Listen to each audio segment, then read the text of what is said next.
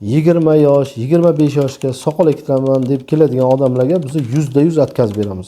Yana bir savol, asnonom 30 yoshgacha bo'lgan yigitlardan, yoshlardan tushadigan bu soqol masalasi. Men bu yerda hozir diniy ulamo sifatida qanaqadir gapirishdan o'zim tiyib turganim ma'qul. Men bu sohada mutaxassis emasman. Meditsinskiy точка зрения, ya'ni o'zimizning soha bo'yicha mas'uliyatim bor joyda gapirib o'taman. 20 yosh, 25 yoshga soqol ektiraman deb keladigan odamlarga biz %100 atkaz beramiz. Hammasi bilishadi buni.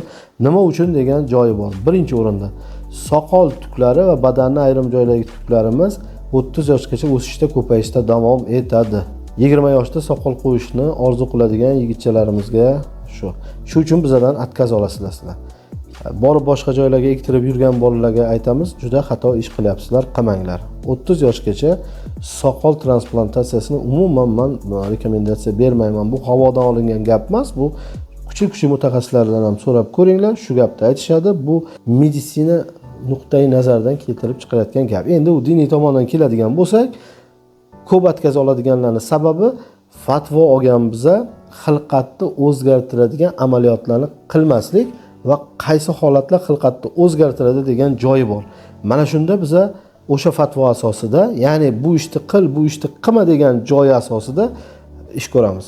Mo'ylovlari bor, jag'larida, iyaklarida soqollari bor, baklari yo'q, o'zgartirmoqchi yoki bor soqollari shiroki qilmoqchilar, kengaytirib qilmoqchilar. Sunnatdan ko'ra farz afzalroq. Hech qachon sunnatni qilaman deb farz buzib qo'yilmaydi. Ya'ni xilqatni buzish bu gunoh, harom ish qilib qo'yilganmi? Shunga fatvo chiqarilgan. Bu fatvo bizda o'ylab topilgani yo'q. Bu butun dunyo musulmonlar ahli sunna va jamoani Iordaniyada joylashgan o'sha muftiyatining fatvosi. Bu fatvoni ham inshaalloh mana shu videoni ostida qo'yib qo'yamiz. Ingliz tilida o'qib chiqasizlar. Soch transplantatsiyasi bo'yicha bu fatvo. Buni vrachlarimiz ko'pchilik hozir sunnat soch ektirish, soqol qo'yish deb yurishibdi. Ukalar, bilmagan joylaringizga aralashmanglar, yaxshilab o'qib ko'rsalar sizlarga foydali bo'ladi. Soch masalasi ham xuddi shunday. Soch masalasida har xil formani so'rab kelishadi. Atkaz qilamiz. Tabiiy formaga maksimum yaqin qilamiz. Buni sizlar internetda mana bu natijalarni qo'yib oriladi-yu, natijalarni ko'rganlaringizda amin bo'lasiz. Natijalarimizni e'tibor beringlar. Bizda amaliyotdan o'tgan insonlarning natijasini maksimum tabiiy ko'rinishini sababi zamirida shu narsa yotibdi. Ya'ni biz tabiiy chegaradan tashqariga chiqmaymiz va insonni o'zida bo'lmagan formalarni qilishdan o'zimizni cheklab turamiz. Agar yuzlaringizda kuygan bo'lsa, sizda haqiqatan meditsinskiy sabab bor yuzda operatsiya qilishga, qilamiz. 100% ko'sa erkak kishi, umuman yuzida na mo'ylovi, na tuki bor. Mumkin bo'lgan holatda mumkin. Lekin sizda soqol bor, hali chiqishga ulgurmagan yosh bo'lgani uchun yoki siz 30-40 ga kirgansiz, mo'ylovingiz bor, soqolingiz bor.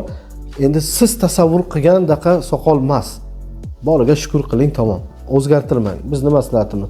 Chunki tabiatan chiqqan soqol va ko'chirib o'tkazilgan soqol o'rtasida farq bo'ladi. Buni hamma soqol ektirgan bolalar biladi. Agar shunaqa insonlar bo'lsa, o'sha kommentariyning tagida обязательно yozib qoldiringlar. Agar siz xato qilib qo'ygan bo'lsangiz, bu xatoni boshqalar qilmasligi uchun yozib qo'yishlaringiz shart. Bu meni ham, sizni ham bir vazifamiz hisoblanadi. Soqol temasida savollarga javob berildi.